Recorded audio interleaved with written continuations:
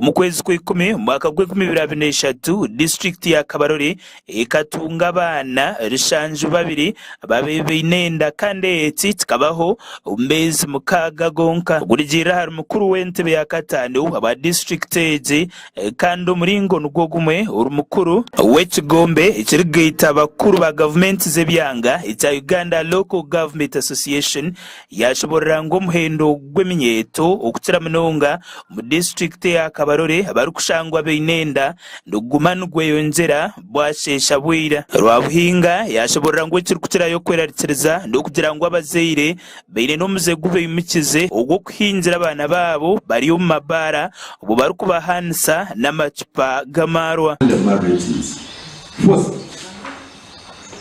na mbere yo kuzeira ndikanga koze mu bara ngomugura kusweka karubia na gama nkiro mukaze nyeki zotabara very bad especially is apoli ogu yashoborera ngo bwahati ubutwe 2008 harigana abana babeshye mu district age nibo bari kutungenda bakiri bato narwo the girl say have conceived 28% have conceived and given birth for the age of 15.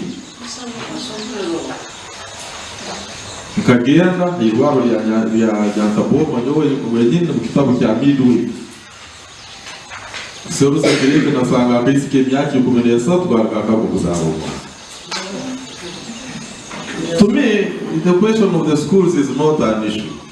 The question is parenting. Uburigira ahitongore cebe amagara mu district age okurwo mu kwezi ko kubanza okutyo kwezi kwa mukaga umwaka w'2023 abana rishanje babiri abari hagati y'imyaka 15 hamwe n'imyaka 17 nibo bahandikirwa mu bitabo ebyo kujanjabwa beinenda records nizo zumwe zorekangu okurwo mu kwezi kwa mushanju umwaka w'2021 okutyo mu kwezi kwa mwenda umwaka w'2022 abana bibiri nshanju nomwe nibo bashangirwe beinenda mu district niemwe kandi aba bakaba bari hagati y'imyaka 15 hamwe n'imyaka 19 egombore ya Rutete niyo yakirize yo kugira abana abari kutwara bari hansi y'imyaka 18 kandi eze ekabeina abana 93 yakora twegombore ya Harugongo kandi eze ekabeina abana bari hansi y'imyaka 18 ababeinenda bari kwingana 8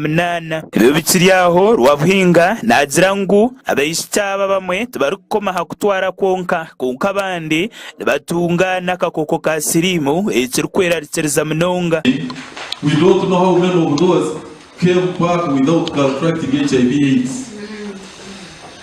Because this is glaring evidence in one had unprotected sex, therefore she has conceived. But then how many of those that were out and exposed but never conceived? So many. To me, it speaks to parenting. Abaseira na abakazi abalumu. Munu harumu abaseira na abagenda ku abaseira. There is a problem with our parenting skills today.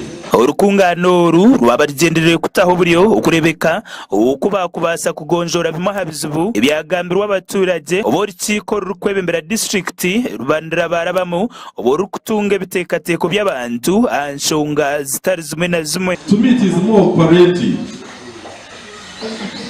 No.